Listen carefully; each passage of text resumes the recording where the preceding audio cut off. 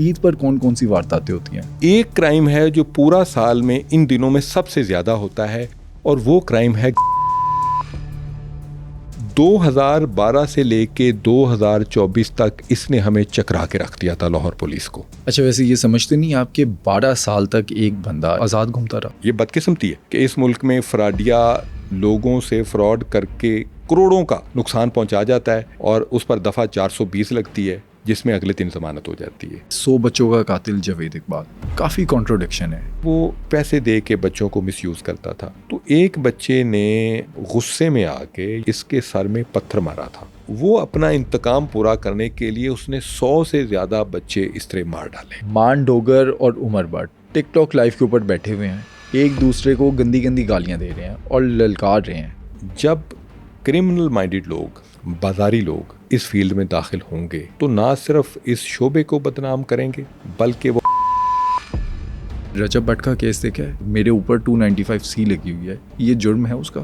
یہ لا علمی میں اس لیے ماننے کو تیار نہیں ہوں.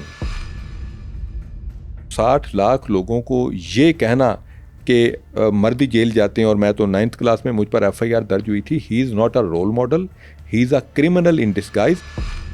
رمضان المبارک ہو، عید ہو یا کوئی اور تہوار، پاکستان میں جو کرمنلز ہیں وہ باز کیوں نہیں آتے؟ پولیس والے ڈیوٹی پہ اور حوالات میں عید کیسے مناتے ہیں؟ یہ جو یوٹیوبرز اسلحے کے زور پہ ٹک ٹاک لائیو کے اوپر ایک دوسرے کو للکارتے ہیں، پولیس ان کو کیسے ڈیل کرتی ہے؟ رجب بٹ نے معافی تو مانگ لی، لیکن قانون اس پر کیا ایکشن لے گا؟ یہ سب حقائق جانیے آج کے پوڈ کاسٹ میں SP آرگنائز کرائم آفتاب پھلروان صاحب سے.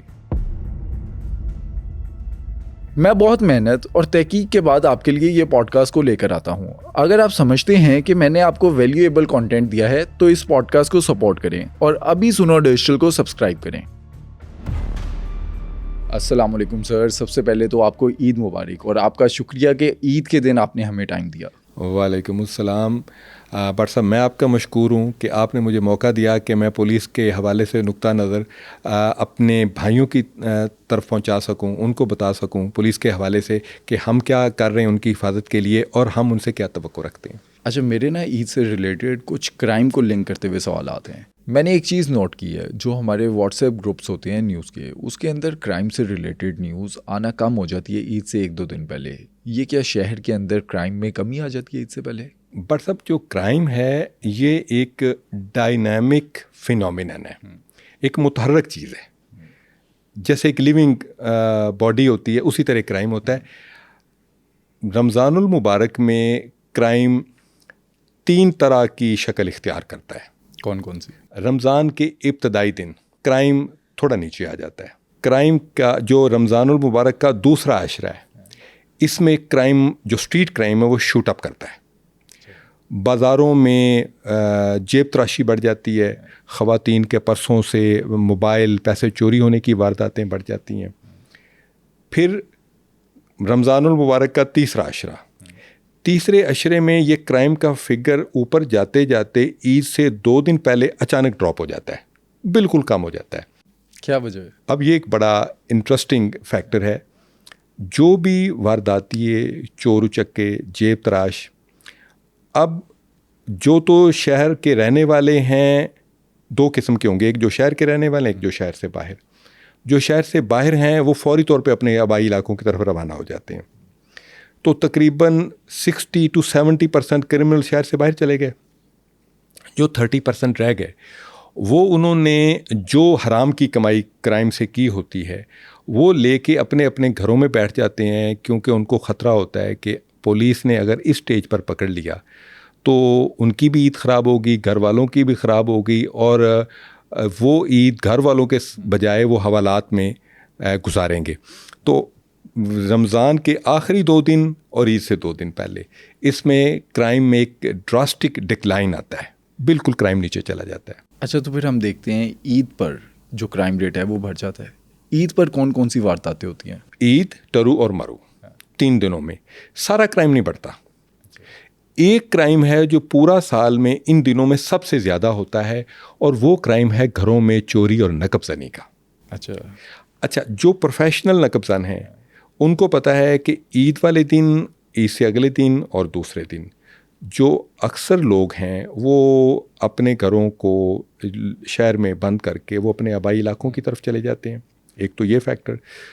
دوسرا جو بچ جاتے ہیں وہ بھی اکثر اس دن اپنے بیوی بچوں کو ساتھ لے کے وہ سسرال چلے جاتے ہیں. ٹھیک. تو اب اکثر گھر ہو گئے خالی. آپ یاد رکھیں, یہ میں آپ کے ذریعے پبلک کو یہ میسیج دینا چاہتا ہوں کہ برائے مہربانی جب آپ گھر سے جائیں تو ایک کام کریں, کبھی بھی باہر لاک نہ لگائیں. لاک گیٹ کے اندر کی طرف لگائیں اور جو چھوٹا گیٹ ہے اس پر وہ دوسرا لاک, چابی والا لاک لگا دیں. تو چور کو یہ نہیں پتہ چل سکے گا کہ اس گھر میں کوئی بھی نہیں ہے. لائٹ بھی آن کر دیں. لائٹ آن کر دیں. یس, ویری گڈ فیکٹر. لیکن اس میں ایک فیکٹر ہے, دن کے وقت اگر لائٹ آن ہے تو وہ بھی ایک چیز سمجھ آ سکتی ہے چور کو کہ اس گھر میں کوئی نہیں. اور وہ طریقہ کار کیا کرے گا, وہ گھر کی بیل دے گا, 4-5 دفعہ بیل دے گا. اب 4-5 دفعہ بیل دینے سے بھی اگر کوئی باہر نہیں آ رہا تو پھر وہ چور سمجھتا ہے, نقب زن سمجھتا ہے کہ گھر میں کوئی نہیں ہے. پھر ایک چیز وہ گراج میں اور دیکھتا ہے. یہ وہ ساری چیزیں میں آپ کو وہ بتا رہا ہوں جو ہم نے نقب زنوں کو گرفتار کیا, ان کی انٹروگیشن کی تو پتہ چلا. وہ دیکھتا ہے کہ پرانا جو اخبار ہے تازہ گرا ہوا وہ تو نہیں پڑھا. اگر گراج میں اخبار پڑا ہے تو اس کا بھی مطلب یہ ہے کہ گھر میں کوئی نہیں ہے. دن کے وقت اگر بلب جل رہا ہے تو پھر بھی کوئی نہیں ہے. باہر تالا لگا ہے تو پھر بھی بیل دینے سے کوئی نہیں نکل رہا. تو اس کا حل کیا ہے؟ ایک تو حل یہ ہے جسے ہم کہتے ہیں نیبرہڈ سیکورٹی. آپ اپنے ہمسایوں کے ساتھ رابطے میں رہیں, ان کو بتائیں کہ جی ہم جا رہے ہیں تو پلیز خیال رکھیے گا. یہ زیادہ ایفیکٹو نہیں ہے طریقہ, لیکن نہ ہونے سے یہ بہتر ہے. دوسرا, گھر کا کوئی ایک فرد ضرور رہ جائے تاکہ گھر کی, اب کچھ لوگ اس پہ اعتراض کریں گے کہ جی اگر ہمارے گھروں کی چوریوں کو پولیس نے نہیں روکنا تو پھر کس نے روکنا ہے؟ میں اس کا بھی جواب دیتا ہوں. جرم کو روکنا, مجرموں کو گرفتار کرنا, لوگوں کی جان مال اور عزت کو سیکیور کرنا بے شک یہ پولیس کی ڈیوٹی ہے. لیکن بٹ صاحب 2 کروڑ کی آبادی کے شہر میں 35,000 کی پولیس فورس یہ پبلک کے تعاون کے بغیر یہ مقصد حاصل نہیں کر سکتی. دیکھیے, آپ نے پولیس کے ایک ذمہ داری دی ہے, پولیس اپنا کام کر رہی ہے, لیکن آپ کا کیا حال ہے کہ لاہور کے جو لاکھوں گھر ہیں, کیا ہر گھر پہ ایک کانسٹیبل تو نہیں بٹھایا جا سکتا؟ سو آپ کی گھر کی, گاڑی کی, موٹر سائیکل کی حفاظت آپ نے اور پولیس نے مل کر کرنی ہے. اچھا, ویسے کون سے ایسے علاقے ہیں جہاں پر یہ نقب زنی کے واقعات زیادہ ہوتے ہیں اور کس طرح سے ٹارگٹ جو ہے وہ چوز کیا جاتا ہے؟ جو سب سے زیادہ نقب زنی کی وارداتیں ہوتی ہیں, میں علاقوں کے نام نہیں لوں گا, میں کیٹیگری بتاؤں گا. جو بہت پوش علاقے ہیں, جہاں پہ خوشحال لوگ رہتے ہیں, بڑی بڑی کوٹھیاں ہیں, بڑے بڑے گھر ہیں, وہاں نقب زنی کے خدشات بڑھ جاتے ہیں. ابھی ریسنٹلی ہماری OCU نے ایک بندہ نقب زن گرفتار کیا ہے جس کو ہم لون ولف کا ہم نے نام دیا ہے. کیا وجہ ہے؟ وہ اکیلا بندہ وارداتیں کرتا تھا. اچھا. اور 2012 سے وارداتیں کر رہا تھا بڑی بڑی کوٹھیوں میں, اور وہ ایک مخصوص قسم کی کوٹھی میں واردات کرتا تھا. طریقہ واردات کیا؟ میں آپ کو بتاتا ہوں اس کا طریقہ واردات کیا تھا. اتنی بڑی اس کی داڑھی. اچھا. اور باقاعدہ وہ اپنے آپ کو اس نے ایک مذہبی روپ بھی دیا ہوا تھا. وہ کرتا کیا تھا کہ 2 کنال یا اس سے زیادہ رقبے کی کوٹھی کو وہ ٹارگٹ کرتا تھا, اور پھر ایسے گھر کو ٹارگٹ کرتا تھا جس کے ساتھ والا یا پچھلا پلاٹ خالی ہوتا تھا, اس طرف سے وہ انٹری کرتا تھا. ٹریک سوٹ اس نے پہنا ہوتا تھا, اس کے نیچے جوگر ہوتے تھے, اور وہ کرونا ماسک لگاتا تھا. 2012 سے لے کے 2024 تک اس نے ہمیں چکرا کے رکھ دیا تھا لاہور پولیس کو. جس واردات پہ جاتے تھے, اچھا پھر CCTV فوٹیج میں دیکھتے تھے تو چہرہ نظر نہیں آتا تھا. اس نے اپنے پاس ایک پسٹل بھی رکھا ہوتا تھا, گھر میں اگر کوئی فرد جاگ جاتا تھا تو پھر وہ پسٹل نکال کے بھی اس کو ڈراتا تھا. صرف ماسٹر بیڈ میں واردات کرتا تھا, یا ماسٹر بیڈ کے ساتھ جو واش روم میں کیبنٹ ہوتی وہاں واردات کرتا تھا. کروڑوں کی اس کی وارداتیں تھیں. اب اس چیلنج کو پھر OCU نے حل کیا. اچھا, ویسے یہ سمجھتے نہیں آپ کہ 12 سال تک ایک بندہ, ایک نقب زن جو ہے وہ آزاد گھومتا رہا؟ جی, آزاد گھومتا رہا. یہ میں سمجھتا ہوں کہ اس میں پولیس کی نالائکی نہیں ہے, کیونکہ اگر پولیس کی نالائکی ہوتی تو پھر کبھی بھی نہ پکڑا جاتا. ہوا یہ کہ جب او سی یو نے اس کام کا بیڑا اٹھایا. اچھا, مطلب 12 سال تک پولیس کی نالائکی نہیں تھی, وہ لکی تھا. اچھا, وہ کرتا کیا تھا نا, اس کا طریقہ واردات جب ہم نے جانا, ایک اکیلا بندہ واردات کر رہا ہے. اچھا, وہ جو گاڑی کھڑی کرتا تھا وہ جگہ واردات سے تقریباً 2 کلومیٹر دور کھڑی کرتا تھا. سی سی ٹی وی سے بچنے کے لیے وہ گلیوں کے اندر سے چکر لگاتا ہوا آتا تھا. اچھا, اپنی شناخت چھپا لیتا تھا. جہاں سے داخل ہوتا تھا وہاں اس نے دستانے پہنے ہوتے تھے, اس کے فنگر پرنٹس نہیں ملتے تھے. بوٹ جو اس نے پہنے ہوتے تھے ہر واردات میں بوٹ بدل لیتا تھا. یعنی وہ پورا ماسٹر مائنڈ تھا. اب ہمارے ایک ڈی ایس پی او سی یوں ہیں رئیس خان لودھی. رئیس خان لودھی نے ایک میٹنگ میں قسم کھائی. اس نے کہا سر اگر 3 مہینوں کے اندر میں اس کو گرفتار نہ کر سکا میں سر نوکری چھڑ دیا گا. میں نے کہا خان صاحب یہ بہت بڑی بات کر رہے ہیں. اس نے کہا سر میں تنگ آ گیا ہوں اب اس سے. ایک واردات میں ہمیں ایک کلو مل گیا. کیا تھا کلو؟ ملا سی سی ٹی وی کیمرہ کا, اس کی موومنٹ نظر آ گئی. اب رئیس خان تو قسم بھی کھائی ہوئی تھی, اور اگر وہ نہ پکڑا جاتا تو ہم نے پھر کٹ بھی لگانی تھی, پولیس میں پھر کٹ لگائی جاتی ہے. پوری ٹیم کے ساتھ اس نے 3 دن اور 3 راتیں اس کے پیچھے لگا رہا. ایک کیمرے سے دوسرے کیمرے, دوسرے کیمرے سے تیسرے کیمرے. وہ اس گاڑی تک پہنچا. گاڑی کے بعد وہ جو نمبر پلیٹ تھی وہ جالی لگی ہوئی تھی, اس نمبر پلیٹ پہ وہ گاڑی کی موومنٹ کرتا رہا. سی سی ٹی وی ایک جگہ جا کے وہ نمبر پلیٹ اس نے بدلی. اس نے پھر وہ نمبر پلیٹ جان لی کہ یہ اصل نمبر پلیٹ ہے. اس طرح رئیس خان نے اپنی قسم پوری کی. اس بندے کو گرفتار کیا. اس بندے کو گرفتار کیا تو پھر اس کے ساتھ ریلیٹڈ بندے وہ پکڑنے شروع ہو گئے. اس کو ریلیٹڈ بندوں کو پکڑا. اب حیران ہوں گے کہ اس بندے نے ان وارداتوں سے بہت بڑا ایک میلاد ہاؤس بنایا. ہر سال حج کرتا تھا, میلاد کرواتا تھا, اور جس جگہ گھر تھا اس گھر میں اس چوک کا نام اس نے میلاد چوک رکھا. آپ دیکھیں کہ مجرم اور نوسر باز کس طرح مذہب جیسی مقدس چیز کو اپنے مذموم مقاصد کے لیے استعمال کرتے ہیں. بالکل. اچھا, اپنے رشتہ داروں کو بھی حجیں کروائیں. پھر اس کا ایک جو بھتیجا تھا وہ ایک سینئر عہدے پر بھی پہنچا. ہم نے پھر اس کو گرفتار کیا, اس کے ریلیٹڈ بندوں کو گرفتار کیا, زیادہ سے زیادہ ریکوری کی, اور اس طرح ایک بھیانک نقب زنی کا کردار اپنے انجام کو پہنچا. آپ دیکھیں کہ پولیس کس طرح تندہی سے کام کرتی ہے. اور میں نے رئیس خان کو کہا, میں نے کہا رئیس خان تجھے کس طرح یقین تھا کہ تو اسے پکڑ لے گا؟ تو رئیس خان نے کہا سر میں نے دل میں خدا سے دعا مانگی تھی کہ یا اللہ مجھے کامیابی دے, تو مجھے کامیابی دے گا, میں تیرے گھر اس کامیابی کا شکریہ ادا کرنے کے لیے عمرہ کرنے جاؤں گا. اچھا, پھر وہ رئیس خان عمرہ کرنے کے لیے بھی گئے, اور پھر ہم انہیں چھیڑتے تھے کہ رئیس خان آپ نے کیسے پکڑا؟ اس نے کہا کہ سر اگر اس نے عمرے کیے ہوئے تھے تو میں نے بھی عمرے کیے ہوئے تھے. تو میں نے رب سے دعا مانگی, رب نے میری دعا قبول کی, اور ہمیں اتنی سیٹسفیکشن ہوئی, ہمیں اتنا سکون ہوا کہ وہ شخص جو 12 سال تک اس شہر کو تنگ کرتا رہا, شریف شہریوں کو لوٹتا رہا, وہ اپنے انجام کو پہنچا. یہ پولیس کی ہی کامیابی ہے. سر اس طرح کے جو نقب زن ہوتے ہیں, انٹیروگیشن پروسیس کیا ہے؟ آسانی سے مان جاتے ہیں؟ اگر ڈفرینٹ جو کرمنلز ہیں ان کا انٹیروگیشن پروسیس ہم جان سکیں, چور, نقب زن, ڈکیت, ریپسٹ اور جو قاتل ہیں. دیکھیے پولیس انٹیروگیشن ایک آرٹ کا نام ہے. ہر قسم کے ملزم کے لیے علیحدہ قسم کی ٹیکنیکس استعمال کی جاتی ہیں. جیسے جو فراڈیے نوسر باز ہوتے ہیں, ان کو پر سختی کرنے کی ضرورت نہیں ہوتی. وہ کہتے ہیں کہ سر کرسی تے بٹھاؤ سانو تے پوچھو جو کچھ پوچھتے ہو اسی تانوں دساں گے, اور وہ بڑے آرام سے پورا طریقہ کار بتاتے ہیں, کیونکہ ان کو پتہ ہے کہ ان کے جرم میں سزائیں بڑی کم ہیں. یہ بدقسمتی ہے کہ اس ملک میں فراڈیا لوگوں سے فراڈ کر کے کروڑوں کا نقصان پہنچا جاتا ہے, اور اس پر دفعہ 420 لگتی ہے, جس میں اگلے دن ضمانت ہو جاتی ہے. اس دفعہ کو ترمیم کرنے کی ضرورت ہے. فراڈ کو ایک سیریس کرائم لینے کی ضرورت ہے.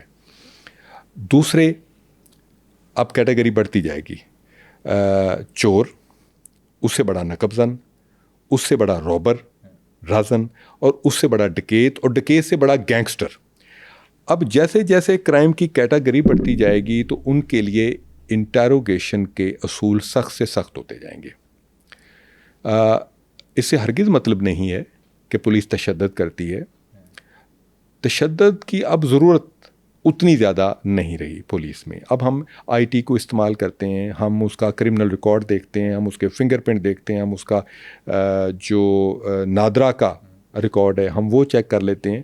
تو ہمارا مقصد ملزم کو جسمانی تشدد کا نشانہ نہیں بنانا ہوتا, اس ملزم سے ہم نے وہ انفارمیشن کلیکٹ کرنی ہوتی جس کی بنا پہ ہم اپنی تفتیش کو آگے چلا سکیں اور اس کو سزا یاب کروا سکیں, اس کی کنوکشن کو انشور کر سکیں. سو وہ جو ایک امپریشن ہے کہ چترول والا اور مار مار کے منوا لیا, یہ میں انتہائی احترام سے کہنا چاہوں گا اس امپریشن کو اب ختم کرنے کی ضرورت ہے. آپ مار مار کے کسی سے منوا لیں گے, کیا یہ کافی ہے تفتیش؟ اعتراف جرم دیکھیں, قانون اس پہ بڑا کلیئر ہے. قانون میں دیا گیا ہے کہ پولیس کو دیا گیا اعتراف جرم ایک ایڈمیسیبل ایویڈنس ہی نہیں ہے. بالکل, یہ شہادت ہی نہیں ہے. 164 کا ہوگا بعد میں. نہیں, 164 کا دیکھیں آپ میجسٹریٹ کے سامنے بھی اگر کریں نا تو وہ بھی کمزور شہادت ہے. اس کی وجہ یہ ہے کہ ایک بندہ کہتا ہے میں نے چوری کی. نو, اٹ از ناٹ انف. بھائی چوری کی تو مال کدھر ہے جو آپ نے چوری کیا, وہ کدھر ہے؟ کیا آپ کی وہاں پہ موجودگی ثابت ہوتی ہے, کہ آپ کے فنگر پرنٹ ثابت ہوتے ہیں؟ تو یہ کافی نہیں ہے کہ مان لیا. نہیں, ماننے کے بعد جو جرم کا وہ مال مقدمہ تھا وہ کدھر گیا, آپ نے وہ برآمد کرنا ہوتا ہے. جب آپ کورٹ میں وہ پیش کرتے ہیں تو اس کے بعد کورٹ پولیس کی بات کو سنجیدگی سے لیتی ہے. ادروائز وہ کہتے ہیں یہ آپ کیا کہہ رہے ہیں کہ ملزم نے مان لیا, تو ملزم کا ماننا کوئی شہادت نہیں ہے. اچھا, ادھر نا ایک ایگزامپل میں دوں گا انڈیا کی. ریسنٹلی ایک واقعہ انڈیا میں ہوا. ایک حوالے کی رقم تھی, ایک بس جا رہی تھی, اس میں سے ایک پولیس والے نے حوالے کی رقم کو پکڑا ریڈ کر کے. 2 کروڑ 20 لاکھ کی رقم تھی. 20 لاکھ کی ریکوری ڈالی, 2 کروڑ اندر کر لیا. تو اس طرح کے جب واقعات ہوتے ہیں پاکستان میں, جیسے آپ بتا رہے ہیں نقب زنی کے اور دوسرے, تو یہ انشور کیسے کیا جاتا ہے کہ جتنی رقم وہاں پر ملی وہ ریکوری میں ڈالی جائے؟ دیکھیں, ایک تو یہ ہے کہ پولیس میں ون مین شو نہیں ہوتا کہ مال مقدمہ کھا جائے گا. دیکھیے, ایک سب انسپیکٹر یا انسپیکٹر نے ایک نقب زن کو پکڑا, نقب زن کی پوائنٹیشن پہ اس نے برآمدگیاں کر لیں. اب اس پہ بات ختم نہیں ہوتی. اس انسپیکٹر کے اوپر ایک سرکل افسر بھی بیٹھا ہے, اس سرکل افسر کے اوپر ایس پی بیٹھا ہے, ایک ڈویژنل افسر بیٹھا ہے. جو سمجھدار سپروائزری افسر ہوتے ہیں وہ انسپیکٹر کو کہتے ہیں کہ پلیز ملزم کو میرے پاس لائیے, میں نے اس کو دریافت کرنا ہے. تو پھر وہ, اور جب وہ دریافت کرتا ہے وہ انسپیکٹر کو کہتا ہے سر انسپیکٹر صاحب آپ ذرا باہر بیٹھیے. تو پھر وہ ملزم سے پوچھتا ہاں بھائی آپ نے کون کون سی وارداتیں کی, آپ نے کون کون سی ریکوری کی. تو وہ بتاتا ہے کہ سر یہ میں نے وارداتیں کی, یہ ریکوری کی, یہ چیزیں. تو لسٹ تو آلریڈی آ چکی ہوتی, پھر ہم وہ ٹیلی کرتے ہیں. اس کا مقصد یہ نہیں کہ ہم اپنے انسپیکٹر پہ اعتبار نہیں کر رہے. اس کا مطلب یہ ہے کہ ہم سپروائزری افسر اپنی ایک انڈیپینڈنٹ اوپینین بنا سکیں کہ ایکچولی کیا تھا. بیکاز وہ جو رقم برآمد ہوئی ہے نقب زن سے, وہ ان لوگوں کی امانت ہے جن کی وارداتیں ہوئی ہیں, ہم نے وہ امانت ان تک پہنچانی ہے. تو اس وجہ سے انشور کرنے کی ضرورت ہے کہ اس کے درمیان میں کوئی گھپلا نہ ہو. اور اس کے باوجود اگر کوئی ایسا کرتا ہے تو محکمہ پولیس ایسے لوگوں کو سسپینڈ کرتا ہے, ڈسمس فرام سروس کرتا ہے, اور ایف آئی آر درج ہوتی ہیں. 409 پی پی سی کے تحت خیانت مجرمانہ کی ایف آئی آریں درج ہوتی ہیں. اور پھر وہ ایف آئی آر کی تفتیش ہم اپنے پاس نہیں رکھتے, وہ ہم اینٹی کرپشن اسٹیبلشمنٹ کو بھیجتے ہیں تاکہ اس کی ایک انڈیپینڈنٹ تفتیش ہو سکے. اچھا, ویسے کچھ نیوز میں نے یہ بھی دیکھی ہیں, عید کے دن دیسی شراب جو ہے اس سے بہت ساری ہلاکتیں ہوتی ہیں. دیسی شراب جو کہ دیہات میں بنائی جاتی ہے, یہ پرانے گڑ, گنے کے رس, اور اس میں کیکر کی چھال ڈالی جاتی ہے. اس کو فرمنٹیشن کر کے خمیر پیدا کر کے 40 دن میں وہ خمیر پیدا ہوتا ہے. اس سسٹم کے تحت اس کو ابالا جاتا ہے. ابالا جانے کے بعد وہ جو فیومز ہوتے ہیں الکوہل کے, ان کو اکٹھا کیا جاتا ہے. یہ ہے دیسی شراب. اچھا, یہ اس سے لوگ مرتے نہیں ہیں. دیسی شراب سے کوئی بندہ نہیں مرتا, بیکاز یہ ایک الکوہل ہے سمپل. اب جس شراب سے مرتے ہیں وہ ہے میتھلیٹڈ اسپرٹ. اچھا, میتھائل الکوہل. اب میتھائل الکوہل جو ہے وہ ایک خطرناک زہر ہے. جیسے ہی کوئی بندہ اس کو پیتا ہے سب سے پہلے وہ جا کے اس کے جگر کو اڑاتی ہے, جگر کے فنکشن کو وہ ختم کر دیتی ہے, پھر اس کے معدے کو نقصان پہنچاتی ہے, پھر اس کے اعصابی نظام کو ڈیمیج کرتی ہے اور بندہ مفلوج ہو جاتا ہے. وہ جو پتہ چلتا ہے کہ جی فلاں فنکشن پہ کچی شراب پینے سے 20 بندے مر گئے, 25 بندے مر گئے, یہ وہ کیمیکل والی شراب ہوتی ہے جس سے وہ بندے مر جاتے ہیں. اور اس سے میں ہرگز یہ نہیں کہہ رہا کہ دیسی شراب اوکے ہے, بالکل نہیں. جو دیسی شراب رکھنا بنانا جرم ہے, اس کو ہم کہتے ہیں شراب کی بھٹی پکڑ لی. وہ شراب کی بھٹی پر باقاعدہ علیحدہ کارروائی کی جاتی ہے اور ان کو بھی گرفتار کر کے جیل بھجوایا جاتا ہے. سو جب پابندی لگتی ہے تو پھر لوگ اس پابندی میں سے راستے نکال لیتے ہیں. جیسے ہمارے ملک میں الکوہل ایک جرم ہے, تو پینے والوں نے نہیں چھوڑا پینا, تو اس کا پھر انہوں نے راستہ کیا نکالا کہ وہ میتھیلیٹڈ اسپرٹ پلا دیتے ہیں, وہ دیسی شراب بنا کے پلا دیتے ہیں, جس کی وجہ سے پھر اس کو نقصان ہوتا ہے اور لوگ سینکڑوں کی تعداد میں سم ٹائم لوگ مر جاتے ہیں. اچھا, ایک بڑے افسوس کی بات ہے پاکستان کے اندر کرسچن کمیونٹی کے نام پر جو شراب ہے وہ لی جاتی ہے. یہ آپ کی آبزرویشن بالکل درست ہے. اب یہ ایک نیا طریقہ نکالا گیا ہے کہ, اور آپ چیک کریں تو کرسچن ریلیجن میں الکوہل جائز نہیں ہے. ایسی ہے بالکل. اور جو کرسچن لوگوں کو استعمال کیا جاتا ہے اور وہ پھر مختلف ہوٹل سے وہ پرمٹ کے ذریعے لیتے ہیں, وہ اتنی مہنگی شراب ہوتی ہے کہ وہ تو افورڈ ہی نہیں کرتے. لیکن وہ جس میں ابو ذری بابا جی فوت ہو گئے فیصل آباد کے, تو انہوں نے ایک بڑا دلچسپ شعر لکھا تھا, بنتی ہے پیتے نہیں جاتی کہاں ہے, اٹھتے ہیں میرے ذہن میں سوالات مسلسل. تو یہ ایک وہ خرابی ہے اس سسٹم میں کہ آپ نے ایک چیز پر پابندی لگا دی, لیکن مختلف بریوریز ہزاروں لیٹر شراب بناتی ہیں. ایسی ہے, پنڈی کے اندر فیکٹری ہے, مختلف جگہوں پہ ہیں, تو ایکسپورٹ ہوتی نہیں, پیتا کوئی نہیں ہے. تو بابا جی سوال پوچھ رہے ہیں کہ پھر وہ جاتی کدھر ہے. وہ پھر مختلف طریقوں سے اس طرح پرمٹ کے ذریعے اور دوسرے غیر قانونی طریقوں سے استعمال کی جاتی ہے, جس کو پولیس گرفتار کرتی ہے, پکڑتی ہے. اور اگر کسی کرسچن کمیونٹی, ایسے لوگ اپنی کمیونٹی کو بدنام کرتے ہیں. جو کرسچن کمیونٹی ہے وہ ہمارے ملک کی بڑی معزز کمیونٹی ہے. بالکل. دفاع میں وہ لوگ ہیں, پولیس میں ہیں, آپ کی ہیلتھ سیکٹر میں بہت زیادہ ہیں, and they are very law abiding people. تو یہ جو کرمنلز ہیں, اگین جس طرح میں نے پہلے بتایا کہ وہ نقب زن وہ مذہب کی آڑ میں وارداتیں کر رہا تھا, تو یہ مذہب کی آڑ میں کچھ کرمنل شراب کا کاروبار کرتے ہیں جس کا کرسچن کمیونٹی سے کوئی تعلق نہیں ہے.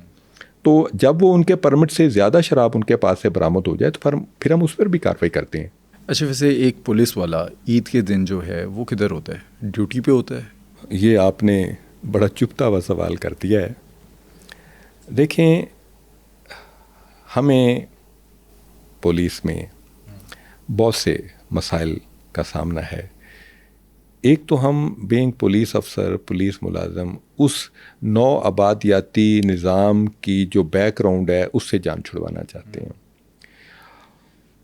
آپ برسب جب عید پڑھنے جاتے ہیں تو شاید کچھ لوگوں نے یہ آبزرو بھی نہ کیا ہو کہ جب وہ اپنے بچوں کے ساتھ نئے کپڑے پہن کر عیدگاہ کی طرف جا رہے ہوتے ہیں تو عیدگاہ کے دروازے پر ایک کانسٹیبل لازمی ہوتا ہے, وہ رائفل لے کے کھڑا ہوتا ہے, وہ آنے جانے والوں کو دیکھ رہا ہوتا ہے, چیک کر رہا ہوتا ہے. جب لوگ عید مل رہے ہوتے ہیں تو اس وقت بھی اکیلا رائفل پکڑ کے کھڑا ہوتا ہے, اور اس کے بچے اس کے گھر میں ویٹ کر رہے ہوتے ہیں کہ بابا کب آئیں گے. بابا نہیں آتے, نہ عید پہ آتے ہیں نہ ٹرو پہ آتے ہیں. اسپیشلی جو دور ضلعوں کے لوگ ہیں وہ تو بیچارے عید پر بچوں سے مل نہیں پاتے. میں ریکویسٹ کروں گا پبلک سے, اب جب بھی عید کے لیے جائیں, وہ جو ڈیوٹی پہ کانسٹیبل کھڑا ہوگا اس سے صرف ہاتھ ملائیں اور اس سے پوچھیں بھائی آپ ٹھیک ہیں.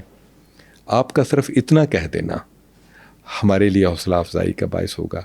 اور ہم یہ سمجھتے ہیں کہ پبلک پولیس کمیونیکیشن گیپ کو ختم کرنے کی ضرورت ہے. پولیس بری نہیں ہے. اگر پولیس کے کچھ لوگ برے ہیں تو ہم پورے محکمے کو برا نہیں کہہ سکتے. پر سب کسی جگہ ٹریفک جیم آج ہو جائے نا, تو جب تک پولیس والا نہ آئے وہ ٹریفک جیم نہیں کھلتا. ایسے ہی ہم جب مصیبت میں ہوتے ہیں, مشکل میں ہوتے ہیں, تو سب سے پہلے جو ہمارے ذہن میں آتا ہے وہ آتا ہے 15. پولیس 15 پہ کال کرتے ہیں. تو پولیس کے محکمے کی خرابیاں دور کرنے کی ضرورت ہے, ان کو ہم تسلیم کرتے ہیں, لیکن اس کے بدلے میں ہم یہ بھی چاہتے ہیں کہ آپ پولیس والے سے اگر ہنس کے بات کریں گے, پیار سے بات کریں گے, تو لو بگیٹس لو. آپ کی اسمائل کا جواب اسمائل سے ہی دیا جائے گا. اور اگر کسی خراب پولیس والے سے آپ کا واسطہ پڑے, آپ کو پریشانی کرے, اس سے بحث کرنے کی بجائے صرف اس کا نام پڑھ لیجئے, جگہ نوٹ کر لیجئے.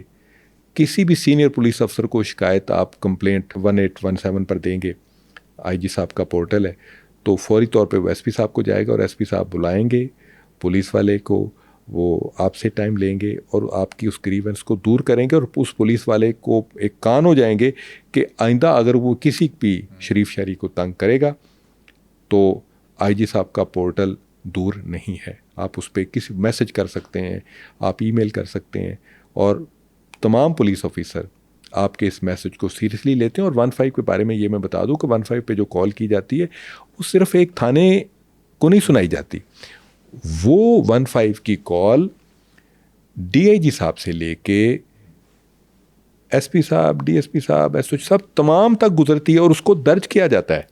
سو 15 کی کال ایک بہت بڑا ٹول ہے. اور اس دن میں ایک خبر دیکھ رہا تھا کہ پولیس, ایک بد کردار پولیس والے نے ناکے پر ایک شہری سے رشوت لی, اس نے 15 پہ کال کی. اچھا یس, اس کال کے بعد فوری طور پہ ایس پی صاحب نے ایکشن لیا, اور ودن فیو آورس اس کو کیا گیا, سسپینڈ کیا گیا, انکوائری کی گئی, اور انکوائری کرنے کے بعد اسے ڈسمس فرام سروس کیا گیا. اچھا, وہ جو پولیس والا ہوگا جس کو ڈسمس کروایا اس شہری نے, بعد میں وہ اسے تنگ نہیں کرے گا؟ دیکھیں, کیونکہ یہ عام شہری کا سوال ہے, اس کے ذہن میں یہ میں ڈر سوال ہوتا کا ہے. جواب دیتا ہوں. ظالم سے بڑا وہ مظلوم ہے جو ظلم تو سہتا ہے, بغاوت نہیں کرتا.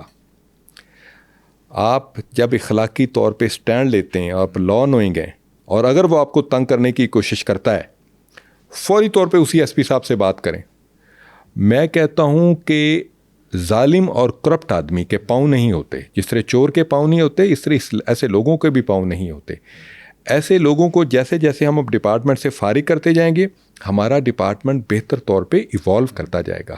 تو بالکل بے فکر ہو کے آپ رپورٹ کریں اور اس امپریشن کو دور کریں. جو کرپٹ آدمی ہے ہم اس کو ڈپارٹمنٹ سے نکالتے ہیں, اور اس کو نکالنے میں آپ ہماری مدد کریں. یہ باتیں وہ ہیں. اب آپ نکلیں خیالات کی دنیا سے اور افواہوں کی دنیا سے, نکلیں, حقیقت کی دنیا میں قدم رکھیں. 15 ایک حقیقت ہے, 1787 حقیقت ہے. پولیس کے آفیسر ان کمپلینٹس پہ عمل کرتے ہیں, یہ ایک ریالٹی ہے. اب سنی سنائی باتوں پہ نہیں آئیں, آپ ریالٹی کی طرف آئیں. اچھا, ایک اور چیز میں اکثر سوچتا ہوں, پولیس اسٹیشن کے اندر حوالات ہوتے ہیں, اس کے اندر عید کے دن بھی تو حوالاتی ہوتے ہوں گے, ان کے ساتھ پولیس کا کیا رویہ ہوتا ہے عید پر؟ ہمارے آئی جی صاحب ڈاکٹر عثمان انور صاحب, انہوں نے ہمیں ایک موٹو دیا ہے, وہ یہ ہے کہ نفرت جرم سے ہے, مجرم سے نہیں. جو حوالات میں پڑے ہوئے ہیں اپنے جرم کی وجہ سے حوالات میں بیٹھے ہیں, لیکن ہم ان سے ان کی انسانیت کا رتبہ نہیں چھین سکتے. تو جو بھی اچھے ایس ایچ اوز ہوتے ہیں, اور موسٹلی ایس ایچ او اچھے ہوتے ہیں, وہ سب سے پہلے ان کی ویلفیئر کا خیال رکھتے ہیں کہ میٹھے کی اگر ایک پیالی, اگر سوئیوں, میٹھی سوئیوں کی ایک پیالی آپ ان کو دے دیں گے تو ہو سکتا ہے آپ کا یہ عمل ہی ان کو بہتر انسان بننے میں مدد دے. سیکنڈلی, ان کے جو رشتہ دار, بیوی بچے ان کو ملنے کے لیے آتے ہیں, تو پھر ان کی بھی ایک محفوظ ماحول میں ملاقات کروائی جاتی ہے.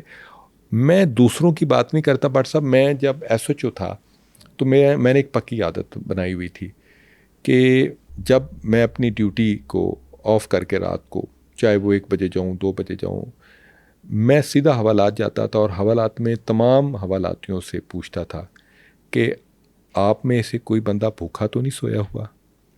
اچھا اب میرے محرر کو پتہ تھا کہ یہ میری عادت ہے کہ میں نے جا کے پوچھنا ہے, تو میرے پوچھنے سے پہلے وہ چیک کرتا تھا کہ تمام نے کھانا کھایا ہوا ہے کہ نہیں, اور اگر کسی نے کھانا نہیں کھایا ہوتا تھا تو اس کے لیے پھر کھانا منگوا کے دیا جاتا تھا, بیکاز کوئی کرمنل بھی ہے تو اگر رات کو وہ بھوکا سو رہا ہے تو سوال تو پوچھا جائے گا. اچھا, یہ پولیس اسٹیشن کا کوئی فنڈ ہوتا ہے, اس میں سے یہ خرچہ کیا جاتا ہے یا پھر پولیس والا اپنی جیب سے کرتا ہے؟ یہ آپ ایک چپتا ہوا سوال کر رہے ہیں. اگین پولیس رولز 1934 میں ترمیم ہونے والی ہے, اس میں حوالاتی کے کھانے کا 2 آنے پرووائڈ کیے گئے ہیں. اچھا اس دور میں 2 آنے بہت زیادہ تھے, اور آج 2025 میں بھی وہی ہے. ابھی 2 نہیں چل رہے ہیں, اس میں ترمیم کرنے کی ضرورت ہے, وہ ترمیم ہونی چاہیے. تو اس میں یہ ہے کہ جو کھانا ہے, ابھی پولیس اسٹیشن کو فنڈ ملنا شروع ہو گیا ہے, تو اس میں حوالاتیوں کے کھانے کا بھی فنڈ ہے. جیسے OCU میں حوالاتیوں کے کھانے کا فنڈ موجود ہے, تو اس فنڈ میں تمام حوالاتیوں کو کھانا دیا جاتا ہے, اور ان کو کھانا پرووائڈ کرنا یہ پولیس کی, ریاست کی ذمہ داری ہے. آپ جرم کی سزا بے شک دیں, آپ ان کو عمر قید کر دیں, لیکن روٹی پانی, ان کی انسانیت کے جو بنیادی تقاضے ہیں وہ تو پورے کرنے ریاست کی ذمہ داری ہے. اچھا, ابھی ہم یہ جو بات کر رہے ہیں نا, اس پہ آڈینس کامنٹ کرے گی, وہ کہے گی کہ جو حوالاتی ہے نا اس کی جیب سے یہ پیسے جاتے ہوں گے. اگر کوئی حوالاتی کا کھانا اس کے گھر والے دینا چاہیں تو اس میں کوئی پابندی نہیں ہے کہ وہ نہیں دے سکتے, لیکن اس میں ہم نے یہ خیال رکھنا ہوتا ہے کہ کہیں اس کا کوئی دشمن, اس کا کوئی مخالف کہیں کوئی زہریلا کھانا نہ دے دے. تو پھر انشور کیا جاتا ہے کہ یہ جو کھانا آ رہا ہے, اس بندے سے انشور کیا جاتا ہے کہ جی آپ جانتے ہیں ان کو, تو کہتے جی ہاں میرا بھائی ہے, یہ میرا بیٹا ہے, تو پھر کھانا دیا جاتا ہے. اور پولیس جو سمجھدار تھانے کا محرر ہوتا ہے اسے اندازہ ہوتا ہے کہ یہ کھانا اس کے لیے خطرناک ہے کہ نہیں, یا اس میں کوئی ایسی چیز تو نہیں ملائے گی, یا کھانے میں کوئی منشیات وغیرہ تو اندر حوالات میں نہ چلی جائے, یہ انشور کرنا ہوتا ہے.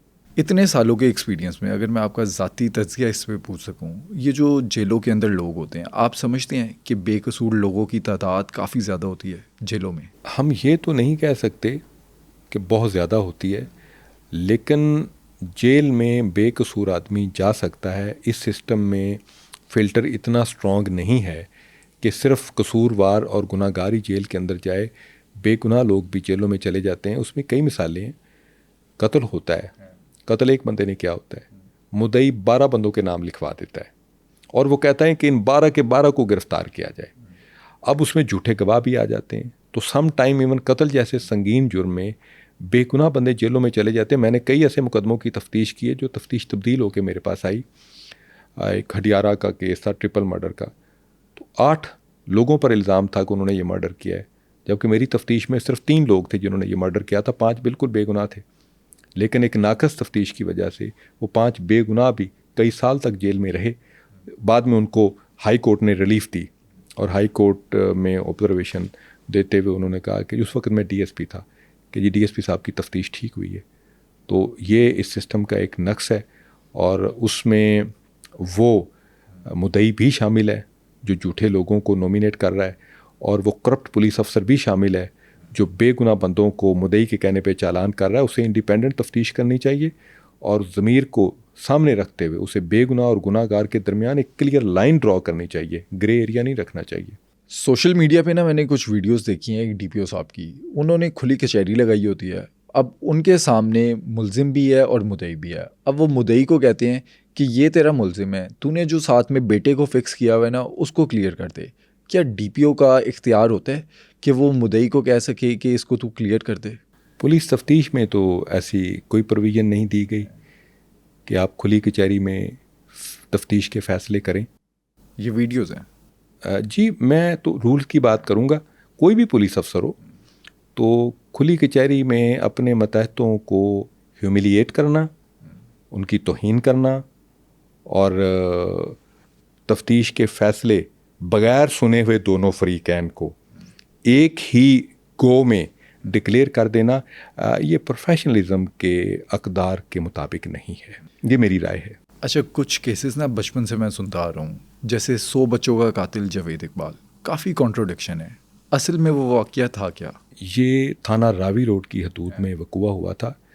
جاوید اقبال نام کا ایک کرمنل تھا، ہم سیریل کلر تھا وہ، اور اس نے 100 سے زیادہ بچوں کو بدفعلی کے بعد موت کے گھاٹ اتارا تھا، اور موت کے گھاٹ اتارنے کے بعد، مارنے کے بعد ان کی لاشوں کو ڈسپوز آف کرنے کے لیے وہ سلفیورک ایسڈ، گندک کا تیزاب استعمال کرتا تھا. ڈرم میں، یہ نیلے رنگ کے جو ڈرم ہوتے ہیں اس میں گندک کا تیزاب ڈالتا تھا اور وہ ڈیڈ باڈی کو اس میں ڈال دیتا تھا. تو وہ اتنا خطرناک تیزاب ہوتا ہے کہ اس میں ہڈیاں تک گل جاتی ہیں، وہ چیز ڈیزالو ہو جاتی ساری. اس کے بعد وہ اس ڈرم کو سیوریج میں بہا دیتا تھا. تو اس طرح کوئی ثبوت نہیں ملتا تھا. اس کیس کو تفتیش ایک ہمارے بڑے مایہ ناز ڈی ایس پی تھے، بعد میں وہ کسی رشتہ داروں کے تنازع میں ان کا مرڈر کر دیا گیا تھا. چودھری عاشق مارتھ، بڑا بہادر، بڑا پڑھا لکھا پولیس افسر تھا، LLM تھا. تو اس نے اس مقدمے کی ڈی ایس پی صاحب نے تفتیش کی تھی، اور انہوں نے بڑے واضح ثبوت حاصل کیے تھے کہ کس طرح وہ بچوں کو گھیرتا تھا. اس نے اپنے ساتھ بھی 2-3 لڑکوں کی ٹیم رکھی ہوئی تھی. بچوں کو گھیرتا تھا، گھیرنے کے بعد بدفعلی کرتے تھے اور پھر اس کی لاش کو ڈسپوز آف کرتے تھے. جب اس کا انٹرویو کیا گیا، انٹروگیشن کی گئی، تو اس کے اس خطرناک مجرم بننے کے پیچھے وجہ یہ تھی کہ اس سے پہلے وہ پیسے دے کے بچوں کو مس یوز کرتا تھا. تو ایک بچے نے غصے میں آ کے یا انتقامی ہو کے اس کے سر میں پتھر مارا تھا، جس کی وجہ سے یہ کئی دنوں تک ہاسپٹلائز بھی رہا تھا، بڑا شدید زخمی ہو گیا تھا. جب وہ صحت یاب ہو کے آیا تو پھر وہ اتنا انتقامی ہو گیا کہ ہر جو آوارہ بچہ ہوتا تھا، جو مزاروں پہ پھر رہا ہوتا ہے یا گلیوں میں آوارہ بچہ پھر رہا ہوتا ہے، تو اسے وہ بچہ نظر آتا تھا جس نے اسے پتھر مار کے شدید زخمی کیا تھا. وہ اپنا انتقام پورا کرنے کے لیے اس نے 100 سے زیادہ بچے اس طرح مار ڈالے. اچھا، یہ جو 100 بچے تھے یہ کہاں سے اس نے ڈھونڈے؟ ان کے جو پیرنٹس تھے وہ ملے؟ یہ ہمارے ملک میں ایک بہت بڑا مسئلہ بن چکا ہے. درباروں پہ، مزاروں پہ، گلیوں میں آوارہ بچوں کی تعداد ہزاروں تک پہنچی ہوئی ہے. جو نشے کے عادی بھی ہیں، نشے کے عادی ہیں، بھیک مانگتے ہیں، جسم فروشی کرتے ہیں. اور اس میں چائلڈ پروٹیکشن بیورو نے اچھا کام کیا ہوا ہے، لیکن یہ اتنا بڑا مسئلہ ہے کہ چائلڈ پروٹیکشن بیورو کے پاس بھی اتنی گنجائش نہیں ہے کہ اتنے ہزاروں بچوں کو وہ اکوموڈیٹ کر سکیں. پھر انہی بچوں کا جنسی استحصال بھی کیا جاتا ہے، ان کو کرائم کرنے کے لیے بھی استعمال کیا جاتا ہے، اور ان کو کرمنل بنایا جاتا ہے، ان کو شوٹر بنایا جاتا ہے. تو اس مسئلے کو حل کرنے کے لیے اور زیادہ سنجیدہ کوششیں درکار ہیں. اور یہی بچے تھے جو ادھر جاوید اقبال سیریل کلر نے بھی مس یوز کیا ان کو. اور میں اس پہ بتاتا جاؤں، اسی طریقہ کار کو پولیس کے ایک SP صاحب نے بھی استعمال کیا تھا. اپنے وکیل دوست کو مارا، اور مارنے کے بعد اس کی لاش کو تیزاب کے ڈرم میں ڈال کر ڈیزالو کیا. اور آپ دیکھیں پولیس کا اکاؤنٹیبلٹی کا، احتساب کا کتنا سخت نظام ہے. اس SP صاحب کو گرفتار کیا گیا، جیل بھیجا گیا، نوکری سے فارغ کیا گیا. اس وقت وہ کئی سالوں سے جیل میں پڑا ہے. اچھا، یس، یہ پولیس کا اتنا خود احتسابی کا نظام ہے کہ پولیس کا اگر SP بھی کرائم کرے گا تو محکمہ اسے گرفتار کرے گا، اور گرفتار کر کے اسے کہے گا کہ آپ ہم میں سے نہیں ہیں، آپ کا کام لوگوں کی جان بچانا تھا، لوگوں کی جان لینا نہیں. تو وہ SP صاحب گرفتار ہوا اور نوکری سے فارغ ہوا. ریسنٹلی نا ایک کنٹروورسی بنتی ہے، مان ڈوگر اور عمر بٹ ٹک ٹاک لائیو کے اوپر بیٹھے ہوئے ہیں، ایک دوسرے کو گندی گندی گالیاں دے رہے ہیں اور للکار رہے ہیں. بعد میں مان ڈوگر جو ہے اپنے ساتھیوں سمیت اسلحے کے زور پہ عمر بٹ کے پاس جاتا ہے. اس کے اوپر پولیس ایکشن کیوں نہیں لیتی؟ FIR اس پہ ہو جاتی ہے. ٹک ٹاک سوشل میڈیا کا بڑا ایک ایفیکٹو ٹول ہے. جب کرمنل مائنڈڈ لوگ، بازاری لوگ اس فیلڈ میں داخل ہوں گے تو نہ صرف اس شعبے کو بدنام کریں گے بلکہ وہ قانون کے لیے بھی چیلنج بنیں گے، اور پھر قانون میں انہیں گرفتار کر کے انہیں حوالات میں بھی ڈالا جائے گا. یہ اب دیکھیں، یہی ٹک ٹاک چائنا میں ایجوکیشن کے لیے استعمال ہو رہا ہے. یہی ٹک ٹاک کو آپ پازیٹیولی استعمال کریں تو بہت اچھا میسج بھی دے سکتے ہیں. اور یہی ٹک ٹاک ہے جس کے ذریعے اخلاق سے گری ہوئی گفتگو کی جاتی ہے, جرم کی طرف مائل کیا جاتا ہے اور نوجوان نسل کے ذہنوں کو خراب کیا جاتا ہے. ان پر سائبر کرائم ایکٹ کے تحت FIR درج ہونی چاہیے اور انہیں گرفتار کر کے کھلے عام پھرنے کے بجائے ان کو حوالات میں بند ہونا چاہیے. یہ جو ٹک ٹاک کے ذریعے منی لانڈرنگ, پروسٹیٹیوشن یا ڈرگس کا گندا کاروبار ہو رہا ہے, اس کے اوپر پولیس کا کیا ایکشن ہوتا ہے؟ دیکھیں, پولیس کے نوٹس میں اب اس میں ایک اور ایشو بھی ہے. یہ سائبر کرائم کے ڈومین میں آتا ہے اور سائبر کرائم کا جو مین محکمہ ہے جو اس کو ڈیل کر رہا ہے وہ FIA ہے. اور FIA کے پاس نہ تو اتنی افرادی قوت ہے, نہ ان کے پاس اتنا ٹرینڈ عملہ ہے کہ اتنے ہزاروں کیسوں کو ڈیل کر سکے. تو ابھی ریسنٹلی اس میں پروونشل سائبر کرائم اتھارٹی کا عمل کا قیام عملے میں لایا جا رہا ہے. دین بڑی افیکٹولی ان کو ہینڈل کیا جا سکے گا کہ پروونس کے پاس یہ طاقت آ جائے گی, فیڈرل کی بجائے صوبے کے پاس یہ طاقت آ جائے گی کہ وہ ان سائبر کرائمز کو ہینڈل کر سکے, کیونکہ صوبے کے پاس افرادی افسروں کی اور پروفیشنلز کی کمی بھی نہیں ہے, تو پھر وہ ان کو ہینڈل کر سکتے ہیں.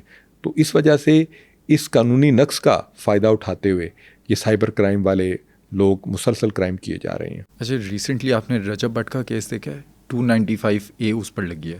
اس نے ایک ویڈیو بنائی جس میں اس نے کہا کہ میرے پر 295 بھی لگی ہوئی اور 295C بھی لگی ہوئی. اس کے بعد ہنگامے اسٹارٹ ہو جاتے ہیں. تو اس کا یہ لال می میں کہنا میرے اوپر 295C لگی ہوئی ہے, یہ جرم ہے اس کا؟ یہ جرم کی حوصلہ افزائی ہے. یہ شخص ذہنی طور پہ ایک مجرم ہے. اچھا, رجب بٹ. یس, ذہنی طور پہ. آپ دیکھیں, اس نے ہماری ملک کی معزز مسیحی کمیونٹی کی توہین کی, بالکل, اس کے بعد معافی مانگ لی. اب اس بدبخت نے انتہائی حساس معاملے میں آ کے توہین رسالت کر دی. دیکھیں, آپ عادی ہو جاتے ہیں جب اس نے کہا کہ ہر جگہ معافی مانگنے سے بات بن جاتی, تو اس دفعہ اس نے کس قانون کی دفعہ کی حوالے کو مذاق بنایا؟ 295C کو. 295C توہین رسالت کو ڈیل کرتی ہے. توہین رسالت کے حوالے سے آپ کو پتہ ہے پاکستانی قوم بہت حساس ہے. اس پہ پھر قوم کی طرف سے زبردست ریئیکشن آیا. ریئیکشن آنے کے بعد اس شخص نے وہی ڈرامہ کیا کہ ملک سے بھاگ گیا اور وہاں سے پھر معافی مانگ لی. مجھے صرف اتنی بات بتا دیں, اگر کوئی بندہ قتل کرے تو اس کے بعد معافی مانگنے سے وہ قتل واپس ہو جائے گا؟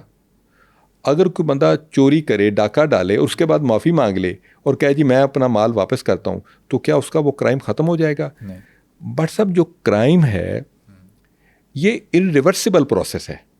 اس میں آپ یو ٹرن نہیں لے سکتے. آپ نے کرائم کمٹ کر دیا, کرائم کمٹ ہو گیا.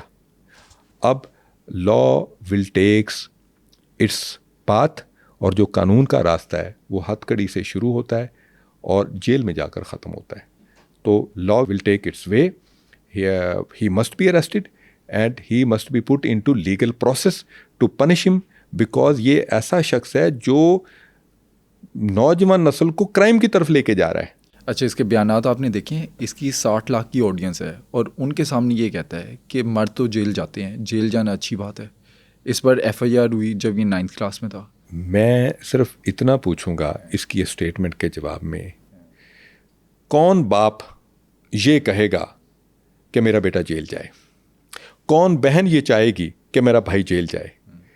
جیل میں مرد نہیں جاتے, جیل میں مجرم جاتے ہیں, آؤٹ لاز جاتے ہیں, قانون کو توڑنے والے جاتے ہیں. اور آپ کبھی دیکھیں جو جیل میں جاتے ہیں پیچھے ان کے خاندان تباہ ہو جاتے ہیں. تو نوجوان نسل کو 60 لاکھ لوگوں کو یہ کہنا کہ مردی جیل جاتے ہیں اور میں تو 9th کلاس میں مجھ پر FIR درج ہوئی تھی, he is not a role model, he is a criminal in disguise and law must take strict action against such a man. اچھا, ابھی اس پر 295A لگی ہے تو اس پر اس کو سزا کیا ہوگی؟ قانون کے اندر سزا کیا ہے 295A کی, B کی اور C کی؟ دیکھیں, اس میں یہ سارے کرائم ناقابل ضمانت ہیں, کوگنیزیبل ہیں, قابل دست اندازی پولیس ہیں. اس FIR درج ہونے کے بعد وارنٹ کی بھی ضرورت نہیں ہے, اور اس میں اگر پراپر پروسیکیوشن کی جائے تو سزا یابی کے امکانات 100% ہیں. اب یہ پولیس کی اور پروسیکیوشن ڈپارٹمنٹ کی ذمہ داری ہے کہ وہ اس کی پراپر پروسیکیوشن کر کے ثبوت اکٹھے کر کے اس کو کیفر کردار تک پہنچائیں۔ اچھا، ویسے ایز اے لا اسٹوڈنٹ آپ اس پر بتا سکیں ہماری آڈینس کو، اگر اس نے 295C کا لا علمی میں بولا تو کیا سیکشن کا مذاق اڑانے پر اس پر لگ سکتی ہے توہین رسالت؟ دیکھیں، بینگ اسٹوڈنٹ آف لا، یہ لا علمی میں اس لیے ماننے کو تیار نہیں ہوں، اسے 295C اور 295A کا پتہ کیسے چل گیا؟ اس نے کوئی اور سیکشن آف لا کیوں نہیں بولا؟ اس نے یہی سیکشن آف لا کیوں بولے؟ اس کا مطلب ہے اسے پتہ ہے کہ یہ سیکشن آف لا کس کو ڈیل کرتے ہیں۔ پھر موسیٰ سدھو والے کا اسے پتہ تھا؟ کیا یہ اس کی لا علمی تھی کہ اس پر بھی 295 لگی ہے؟ یہ کہنا کہ میرے علم میں نہیں ہے، بھائی آپ نے پھر 395 کیوں نہیں کہہ دیا؟ آپ نے 195 کیوں نہیں کہہ دیا؟ آپ کا اسپیسیفکلی 295A 295C کہنا، اس کا مطلب ہے کہ آپ کو پتہ ہے آپ کیا کہہ رہے ہیں اور کس ریفرنس سے کہہ رہے ہیں اور کس بندے کی بات کر رہے ہیں جس کو انڈیا میں انڈین پینل کوڈ کے تحت اس پر 295 لگی۔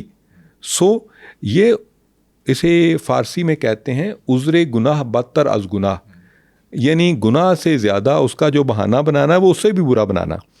تو میں اس کو ایز پولیس افسر، ایز انویسٹیگیشن افسر، اس بہانے کو ماننے کو تیار نہیں ہوں، بن نہیں رہا یہ۔ اچھا، ایسے کیسز میں جو عوام باہر آ جاتی ہے اور پاکستانی جو ہیں حساس ہیں اس معاملے کو لے کر، تو پولیس کا کیا رول ہونا چاہیے اور جو شہری ہیں ان کو کس طرح سے ڈیل کرنا چاہیے؟ اس میں جرم اور مجرم کے حوالے سے قانون میں پروسیجر دیا گیا ہے۔ میں ایسے لوگوں کی لنچنگ کرنا یا ایسے لوگوں کو گولی مارنا یا ایسے لوگوں پر ڈنڈوں سوٹوں سے حملہ کرنا بالکل غیر قانونی عمل ہے۔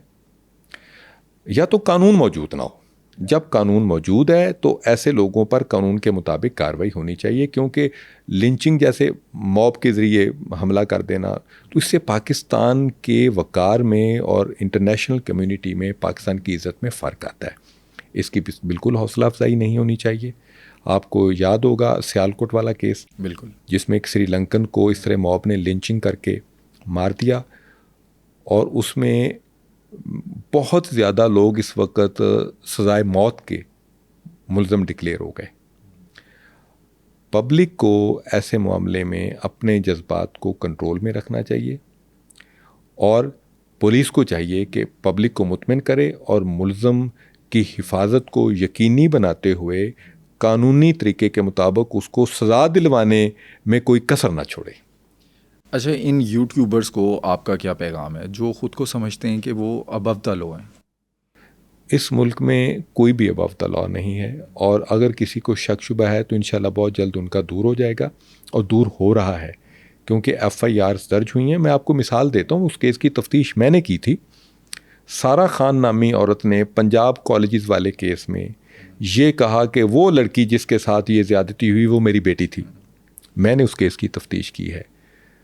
اس عورت نے جھوٹ بولا، اس کی تو اولاد ہی کوئی نہیں ہے، تو اس نے خواہ مخواہ میں اپنی ایک بیٹی کا حوالہ دے کے ایک ایسے کیس کو اچھالا جس کا وجود نہیں تھا، شہرت کے لیے۔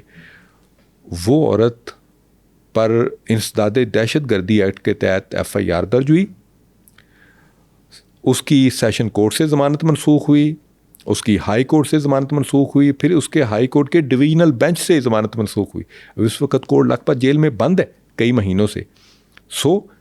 قانون اس میں معافی بالکل نہیں دیتا۔ ہمارے لیے سارے معاشرے کی عزت بہت زیادہ مقدم ہے، اور جو بھی معاشرے میں کسی بھی شخص کی عزت کو، احترام کو، جان مال یا عزت میں کسی جگہ نقصان پہنچانے کی کوشش کرے گا تو پولیس اس پہ سختی سے قانون کے مطابق ایکشن لے گی۔ اچھا، میرا لاسٹ سوال آپ سے ہے، اور یہ فالو اپ سوال ہے۔ پچھلے پوڈ کاسٹ میں ہم نے ذکر کیا تھا ڈاکٹر شاہد صدیق کے قتل کا، اور میں نے آپ کو کہا تھا کہ صلح پہ ایسے کیس چاہتے ہیں۔ بیٹے کی ضمانت ہو گئی ہے، یہ ہوا کیا سارے کیس میں؟ بیٹے کی ضمانت ہو گئی ہے، اور بٹ صاحب میں آپ کو بتانا چاہوں گا کہ وہ صلح کی بنیاد پر نہیں ہوئی۔ پھر کیا ہوا ہے؟ اس میں سیشن کورٹ سے اس کی ضمانت منسوخ ہوئی، ریجیکٹ ہوئی۔ اس کے بعد ہائی کورٹ نے، معزز عدالت نے ٹیکنیکل گراؤنڈز پہ اس کو بیل آؤٹ کیا، اور بیل آؤٹ کرنے کا یہ مطلب نہیں کہ وہ بے گناہ ڈکلیئر ہو گیا ہے۔ کیس چل رہا ہے، اور کیس چلنے میں جو مدعی ہیں وہ مکمل طور پہ اس کا فالو اپ کر رہے ہیں۔ ثبوت اس میں ساتھ اٹیچ کیے گئے ہیں. اگر پراپر فالو اپ کیا جائے تو اس کی سزا یابی کے امکانات کافی زیادہ ہیں. یہ جو یوٹیوبرز ہیں جن کی ملینز میں فین فالوئنگ ہے، ان کو چاہیے کہ یہ اپنے کانٹینٹ کے ذریعے سوسائٹی میں پازیٹیوٹی پھیلائیں، نہ کہ اپنے کانٹینٹ کے ذریعے سوسائٹی میں خرابی پیدا کریں.